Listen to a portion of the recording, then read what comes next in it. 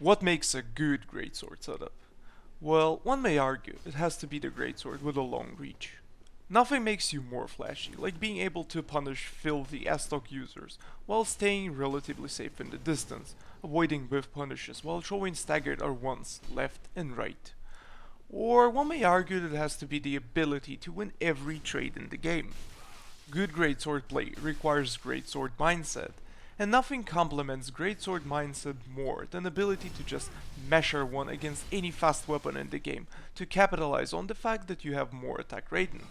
Sure, but the way I see it, since the latest regulation update, good greatsword setup is the one that allows you to have maximum poise while still maintaining high attack rating. Today in this video we will take a look at potential greatsword setups and what greatsword it ideally has to utilize. But before we get to that, let's talk a bit about hyper armor, poise and all that good stuff. Poise is what makes all those slow ass weapons viable, as it gives you ability to ensure favorable trades, balancing risk-reward ratio in your favor. Since the update 1.08, the more poise you have, the better your ability to tank hits while swinging is. And people often confuse poise value with the extended hyper armor window that from did adjust with the same regulation update, making regular greatswords much closer to the pre-patch hyper armor grinder that is called Hollowslayer Greatsword.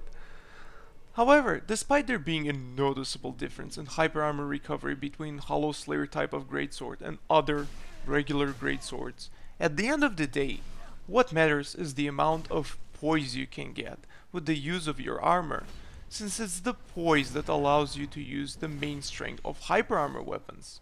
Without poise, chances are you won't be able to enforce a trait in certain situations, and enforcing traits is what the whole greatsword play is about. Now don't be fooled, you really need a lot of poise to poise through some of the fast non-hyper armor attacks in the game. For example, Katana Weapon Art R1 does about 20 poise damage, which is very close to one swing of a greatsword. This means that no matter how hard you try to ignore it, poise is crucial for your greatsword setup. The more you get, the better it is. I will leave a link in the description if you want to read more about it, but I'm pretty sure, since I'm late to the party, most of you guys are already aware of those calculators and guides. Now this brings us to the point of the video. What greatsword really allows you to have as much poise as you can while still maintaining high attack rating? Well, you can try to use some of the regular quality greatswords, but you will quickly come to realize that if you want to poise through pretty much everything with all of your openings, you need full Havel set. This presents a problem.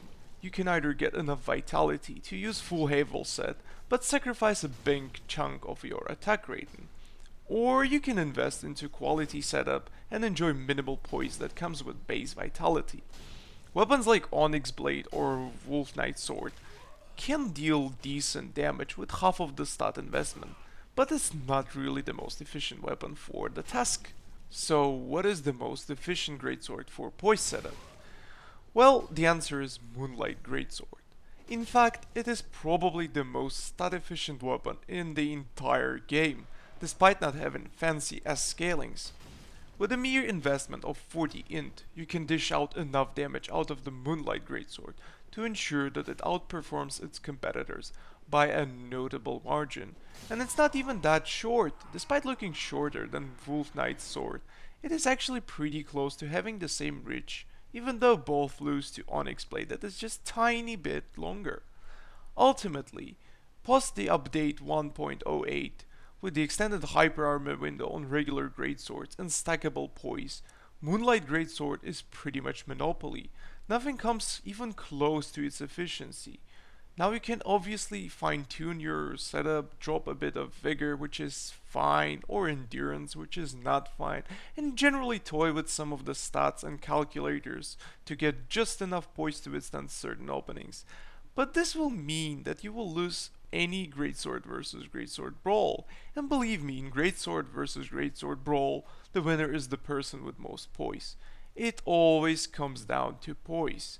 Not even fancy hyper armor window on Hollowslayer Greatsword can be more useful than poise, because what's the point of bigger hyper armor window if you don't have enough poise to utilize it? And if you have Poise to utilize it, then you're gonna be lacking in attack rate in comparison to Moonlight Greatsword, since Hollow Slayer Greatsword is a pure quality weapon. I will leave the link in the description to the build I am describing and using in this video in case you want to see it for yourself. With that being said, if you want a good greatsword setup, a trade machine, get full Havels, put on Wolfring, get 40 int, and join the Moonlight Greatsword Master Race.